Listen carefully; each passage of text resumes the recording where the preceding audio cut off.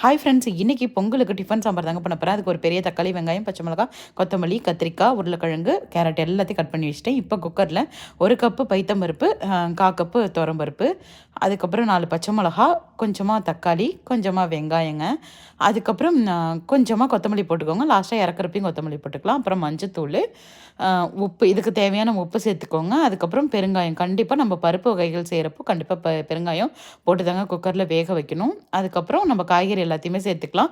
இப்போ குக்கரை வந்துட்டு 3 விசில் வர வரைக்கும் விட்டுருங்க. இப்போ ஒரு பேனில் கொஞ்சமாக கடலைப்பருப்பு, ப உளுத்தம்பருப்பு, அதுக்கப்புறம் 4 வரமிளகா, கொஞ்சமாக வந்துட்டு வெந்தயம் சேர்த்துக்கிட்டு நல்லா வதக்கி விடுங்க. அதில் கொஞ்சமாக பெருங்காயத்தையும் போட்டு நல்லா வதக்கி விட்டுட்டு இப்போ எடுத்து அதை அரைச்சி தனியாக வச்சுக்கோங்க. இந்த மசாலாவை தான் இதில் ஆட் பண்ண போகிறோம். இப்போ குக்கரில் சூப்பராக வெந்து வந்துட்டுங்க.